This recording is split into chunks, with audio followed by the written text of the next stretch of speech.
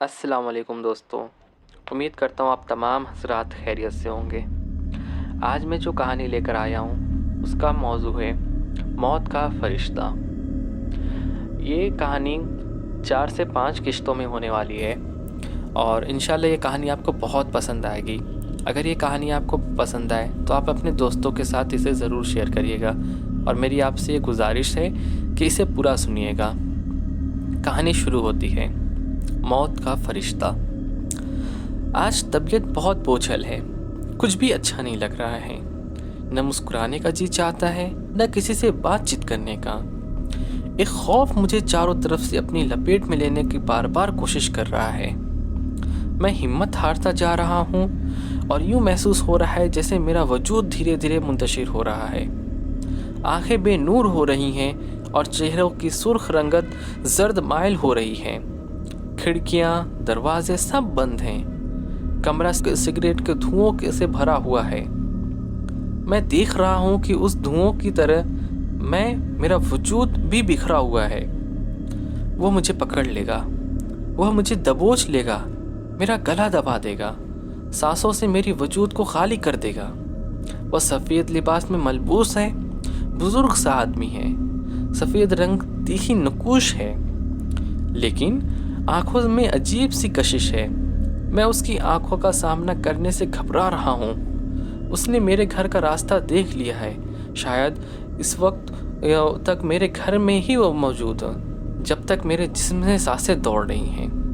اسے میری وجود کی نہیں، روح کی ضرورت ہے۔ میں جینا چاہتا ہوں۔ کوئی اس سے کہہ دے میرے گھر سے وہ چلا جائے، مجھے زندگی بخش دے۔ جس مقصد کے تحت وہ آیا ہے وہ پورا ہوگا تو جائے گا۔ اس کا تصور آتے ہی میں چیخا۔ اندھیرا کمرہ میرے چیخ سے گونجا۔ مجھے اپنی چیخ بہت بھیانک لگی کیونکہ کئی بار میری آواز مجھے خوف زدہ کرتی رہی۔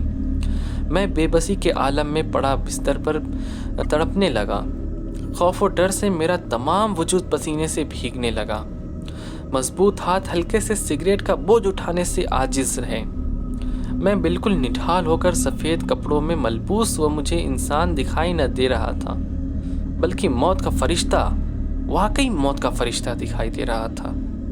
زیادہ پرانی بات نہیں ہے، چند ماہ سے پہلے ہی ایسی کیفیت کا شکار ہوا ہوں۔ چند ماہ سے ہی لبوں سے ہنسی، چہرے کی سرخی، آنکھوں کی کشش، سب کچھ مدھم ہو پڑ گئی ہے۔ لبوں کو چپی سی لگ گئی ہے۔ مجھے اچھی طرح سے وہ دن یاد ہے جب میں اپنی والدہ کے موت کے بعد قبر پر کتبہ تیار کرانے کے لیے ایک سنگ تراش کے پاس گیا تھا۔ قبرستان کے ایک کونے میں ہی سنگ مرمر کے سلوں پر اپنی فنکارانہ اور ماہرانہ انداز سے لکھتا تھا۔ اس کے ہاتھوں کی تراش خراش سے ابھرنے والے چمکتے حروف دل میں اتر جاتے تھے۔ میں نے اس سے کہا، بھیا میری والدہ کے نام کا ایک کتبہ بنا دو۔ اس نے ایک گہری نظر میرے چہرے پر ڈالی لیکن میری بات کا جواب نہ دیا۔ خاموشی سے اس ایک طرف پڑی کاپی میرے سامنے رکھ دی۔ میں سمجھتا کہ وہ گونگا ہے، بولنے کی قوت سے محروم ہے، سو میں نے کاپی پکڑی۔ ایک صفحہ پر والدہ کا نام، فوتگی کی تاریخ لکھ دی۔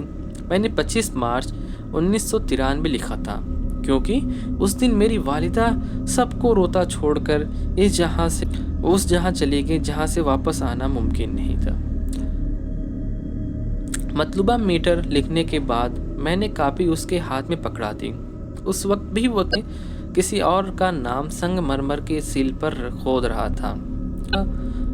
اس نے کاغذ لے کر دیکھنے لگا۔ میری نگاہیں اس کے چہرے کے طواف کر رہی تھیں۔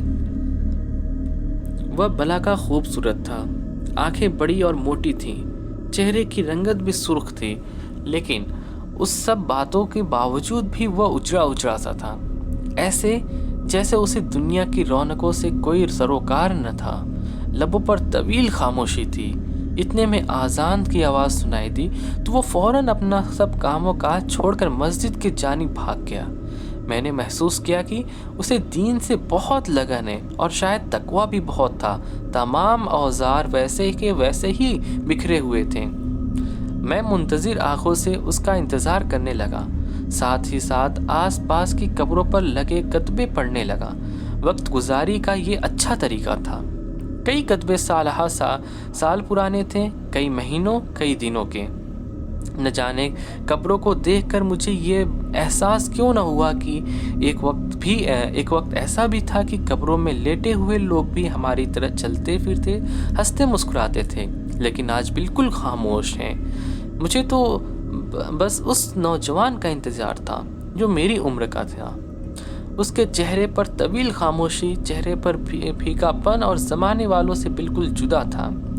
میں اس کے دل میں جھانکنا چاہتا تھا، اس سے پوچھنا چاہتا تھا وہ اس قدر خاموش کیوں ہے، بکھرا بکھرا، اجڑا اجڑا کیوں ہے؟ کیا گھریلو پریشانی ہے یا کوئی اور وجوہات ہیں؟ نہ جانے کیوں میں اس سے گریزنا چاہتا تھا، حالانکہ میں نہ جان نہ پہچان تھی، نہ ہی اسے قبل اسے کہیں ملا تھا۔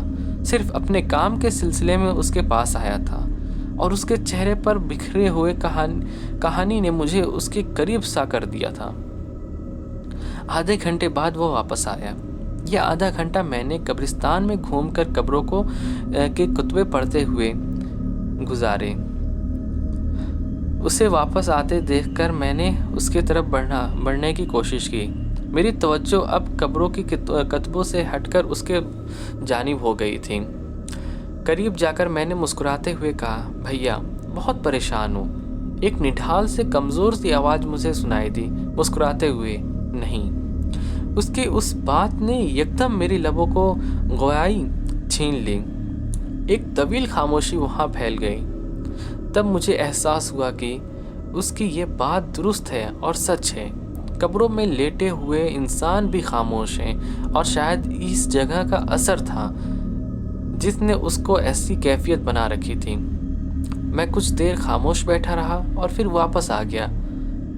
واپس کے بعد دھیان اس کے علاوہ کہیں اور نہ جاتا تھا۔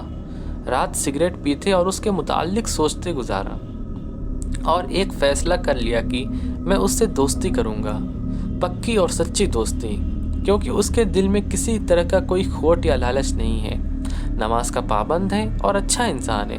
سو میں دوسرے دن آفس کی چھٹی کر کے سیدھا اس کے پاس چلا گیا۔ میری موجودگی کا احساس ضرور تھا اس کو، لیکن خاموشی کے ساتھ اپنے کام میں لگا رہا۔ میں اس کے چہرے کے ساتھ ساتھ اس کے ہاتھوں کی مہارت کو دیکھتا رہا۔ ان دنوں میں مجھ پر بھی ایسے اثر ہوا کہ جب تک وہاں بیٹھا رہتا تھا بالکل خاموش رہتا تھا، ہنسنا تو دور بات اور اونچی آواز سے بھی بات نہیں کرتا تھا۔ اندھیرے نے قبرستان کو ہولناک بنا رکھا تھا۔ مجھے قبرستان سے ڈر اور خوف آنے لگا، لیکن جب اسے دیکھتا وہ بھی ایک انسان ہے جو اکیلا بیٹھا ہوا ہے، پھر میں کیوں ڈروں؟ تب میں نے اپنے اندر حوصلہ پیدا کیا، بلب کی ہلکی سی روشنی سے وہ مسلسل توجہ سے کام کرتا رہا۔ بھیا لگتا ہے آج کام بہت زیادہ ہے، گھر نہیں جانا ہے کیا آپ کو؟ میں نے بیٹھے بیٹھے سوال کر ڈالا۔ میرا کوئی گھر نہیں ہے، میں یہاں ہی رہتا ہوں۔ اس کے اس جواب پر میں ایسے اجھلا جیسے مجھے جھٹکا لگا ہو۔ اوہ سوری، میں نے کہا اور خاموش ہو گیا، لیکن خاموشی مجھے ڈسنے لگی تھی۔ اسے تنہا چھوڑ کر گھر جانے سے کا جی نہیں چاہتا تھا۔ ایک قدرتی محبت کے تحت خواہ مخواہ اس کے پاس بیٹھا رہا۔ تب میں نے اس کی توجہ ایک کتبے کی طرف دلائی جسے میں ہر روز ایک درخت کے تنے کے ساتھ دیکھتا تھا، اور وہ بھی کام کرتے بار بار اس کتبے کے تو دیکھتا تھا۔ اس کتبے کو دیکھتے ہوئے میں محسوس کرتا تھا کہ اس کی رنگت بدل جاتی تھی۔ میں نے بات کا سلسلہ بڑھاتے ہوئے کہا، بھیا میں ہر روز اس کتبے کو یہاں دیکھتا ہوں، لگتا ہے جس نے یہ کتبہ بنوایا ہے وہ اسے لے جانا بھول گیا ہے۔ خالد نواز ولد محمد نواز مرحوم۔ میری بات سنتے ہی اس نے کتبے کی طرف دیکھا۔ میں نے محسوس کیا کہ ایک محیب تھا جھٹکا اس کو لگا تھا۔ اس نے جواب نہ دیا، لیکن لمحات تک اس نے کتبوں کو دیکھا، پھر خاموشی سے کام کرنے لگا۔ کافی دیر تک طویل خاموشی پھیلی رہی۔ اس نے قبرستان کی ایک طرف دیکھا اور کام چھوڑ دیا، یوں کھڑا ہو گیا جیسے کوئی چیز اس نے دیکھ لی ہو۔ میں نے بھی اس سمت دیکھا۔ جدھر وہ دیکھ رہا تھا تو میں بھی چونک گیا، میرا وجود لرز گیا۔ پہلی قسط یہیں ختم ہوتی ہے، انشاءاللہ دوسری قسط جلد ہی اپلوڈ کر دی جائے گی، اور اپنا فیڈ بیک ضرور کمنٹ باکس میں دے دیجیے گا